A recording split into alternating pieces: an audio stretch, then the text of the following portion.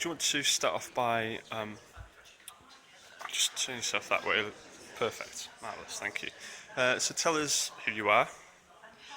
Hello James, my name's Jill Stone, and I've come here today because I'm very interested in working with death, and I'd like to see more people accept death as part of our normal life.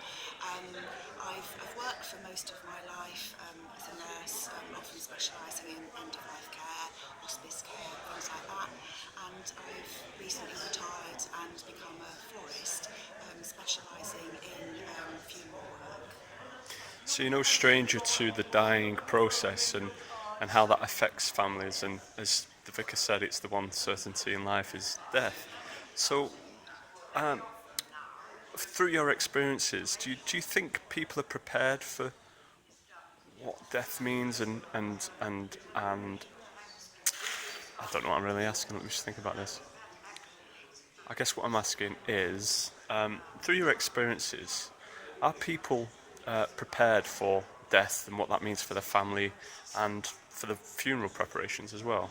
No, I don't think they are. I think for most families it's not something, particularly in this country, there seems to be something about our culture that we kind of have life and then life stops and then we have death.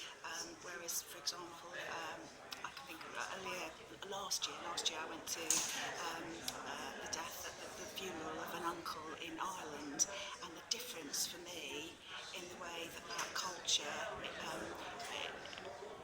accepts death as part of life, and the whole approach was just it was really very interesting, and it really kind of like fueled my passion to try and integrate death into life here, to help us see it in a different way, and to try and see it really very much more as a celebration, and a chance to an opportunity to really celebrate and reflect on the really good things of life.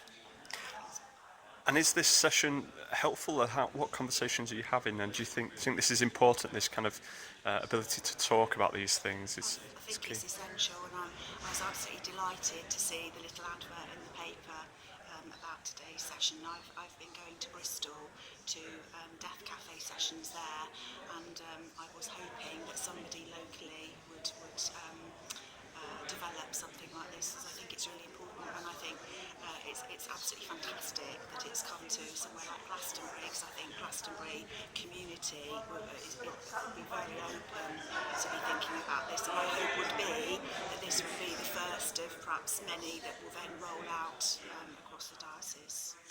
And are you here in a Christian capacity? I have come from a very Christian background. Both my parents are 85. They still go to church every week, and I was brought up in a thoroughly Christian way. I have, as I've got older, I've travelled more widely, and although I do still hold Christian beliefs, I'd say that I don't just hold Christian beliefs. I'm kind of a Heinz 57 kind of thing now. And how important do you think faith is when we're thinking about death and dying? I think it's absolutely crucial. If people have that faith, it's absolutely crucial, and it is, ironically, it's very often people who have faith who are more likely to be thinking in terms of death, and who are more likely to be aware of the kind of funeral that they might be wanting. Thank you very much. Thank you. Marvellous.